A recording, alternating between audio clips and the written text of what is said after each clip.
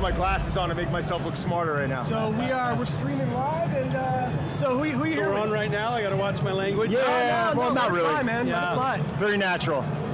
I'm just out here pimping all my products. I've got the cooler booth, obviously. We had that deal in Shark Tank with Damon John, so that's been kind of an exciting venture for me. And then, of course, last year we launched the vertical diet. Right. And that's been hugely popular. That went international. We've got. Can you give me the bullet points of the vertical diet? Yeah. Yeah, you know, the vertical diet really is it's kind of the culmination of everything that I've learned over 30 years of competing since 1986. Both dieting down to an extremely low body fat percentage as a bodybuilder, and then bulking up to become the strongest powerlifter I could and set world records in powerlifting. And on both ends of the spectrum, I made a lot of mistakes along the way. We didn't have the internet, we didn't have all these great folks now pouring so much great information into the industry.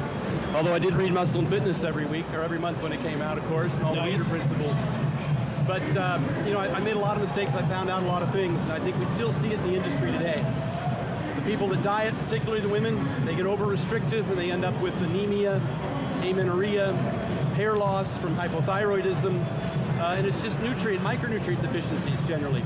Iron, B12 are huge, biotin, and it's just from pulling out foods like red meat, like whole eggs, like dairy, like fruit, like salt. They pull out an iodine. And they pull out all those foods, and then they end up becoming, I think, weaker and sicker as a result. And I usually ended up getting them after the fact.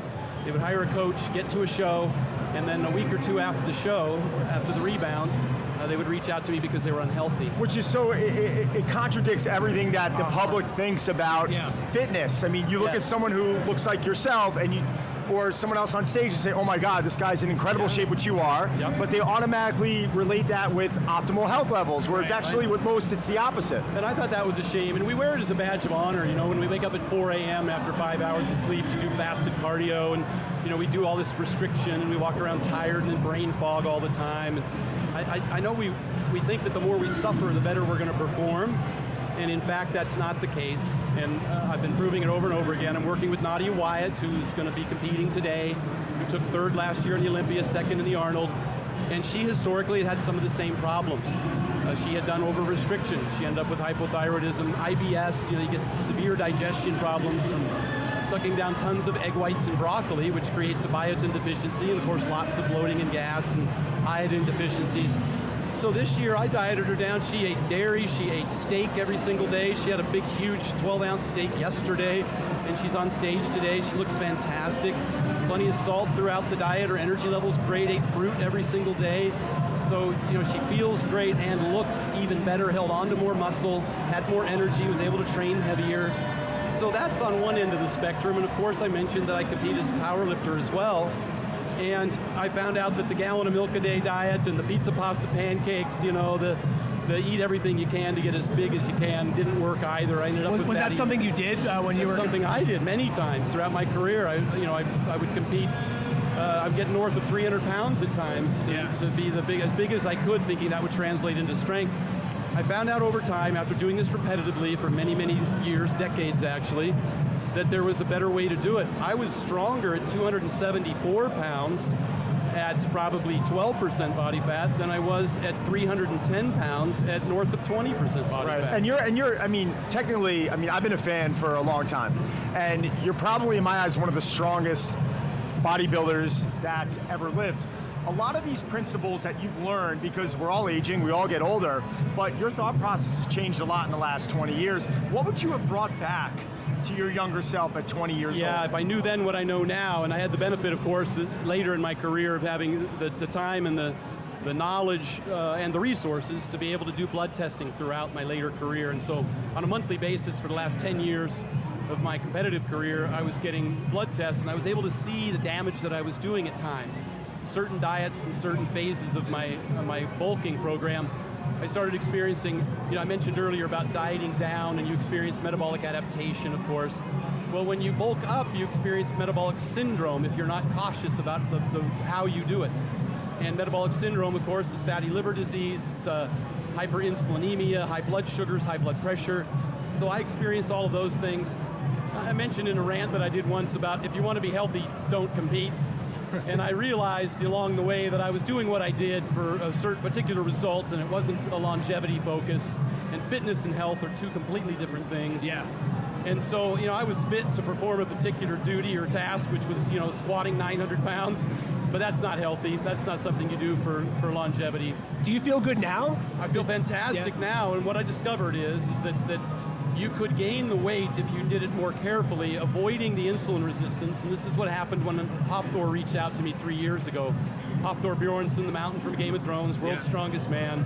About 3 years ago, he reached out to me with the same problems I had experienced. He says, I'm getting fatter, but I'm not getting stronger.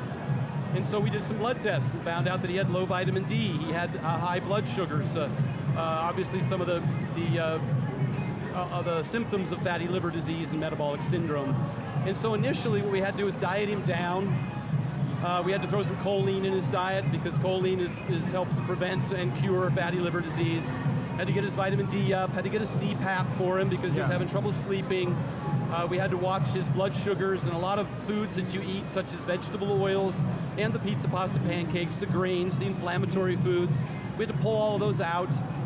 So we redesigned his diet. We brought his fats down just a little bit. People, when they tend to bulk, they'll eat high fat and high carb, and that's a recipe for disaster. So we brought his fats down a little bit. We put the choline in, which in this case was whole eggs, which sounds counterintuitive for somebody who's got fatty liver disease, but in fact, the choline in the eggs helps prevent the recurrence of that and helps heal that. How did you, in reference to the CPAP, did you send him over to a sleep specialist? Was that something In his case, it was painfully obvious. He's 400 plus pounds, he's snoring, he's waking up tired. Right. But yes, initially you'd use like a stop bang questionnaire, you'd get a sleep study. Right. Most powerlifters and strongmen that are north of 250, 260, they're probably snoring and waking up tired and could benefit from a CPAP. Every person I've ever spoken to who's purchased one says it's life-changing. Life-changing, yeah. And I don't say that about a lot of things. I've been in the industry a long time, and I'm cautious about, and I've tried everything, of course, but I will say that with respect to the CPAP, it is life-changing. You started diving in on it, and Zach and I have been talking about it a lot. The difference between coaches and influencers. Yeah. A coach is someone who, it's your lifelong craft, and you're someone who understands that each individual, there's a different path that you have to take with that individual. And the reason why we started this was to educate the population and show everyone that it's not about, yes, sometimes you get lucky and you listen to what the information an influencer puts out there, but the majority of the time, the approach that you're taking right now, I mean, bravo, well done. Thank you, and it really is about health first. Right. And I found now, since I released the vertical diet, we've had over 100,000 downloads worldwide, and the vast majority of people that reach out to me aren't athletes. They're dad bods and soccer moms. Right. They're folks with diabetes or type 2 or high blood pressure or sleep apnea, and they're able to utilize this information to improve their general health. And I think the most important thing about it, and I've said this many times, that the best diet is the one you'll follow. There's no magic to the vertical diet. 3 years ago, I did a rant about obesity, and I made that very clear statement. The best exercise is the one you'll do. So with respect to the vertical diet, I tried to design it so it was simple, sensible, and sustainable. It should be a lifestyle, and compliance is the science. And if I can get people to comply and consistently do just these very simple things, the main reason people fall off of diets is because they get hungry or they get tired. That's really it. And if we can mitigate those two things as best we can, and that's the goal that I have with the program, is to help people with their hunger and their cravings, and then to make sure they have adequate energy so that while they're losing weight, they're not exhausted. So that's really kind of I love it. So listen, Stan, when I heard you were coming on today, we both got really excited. It's a total honor. We've been a huge fan. Can you just tell everyone really quick before we wrap up, if they want to learn more about you, the vertical diet, where should they go? Download it. StanEfferding.com. StanEfferding.com is my website. My Instagram's @StanEfferding. My YouTube, I have a bunch of free videos, including a 2-hour video with Hafthor in Iceland. It's got 2.7 million views. You can see everything in great detail that I do with the vertical diet. I don't need to pimp my products, but if you need help, I'm here for you. I love it. That's StanEfferding.com. That's where you'll find it. Brother, it was so great meeting you. Thanks again, Stan. Really is a pleasure. Thank you so much, guys.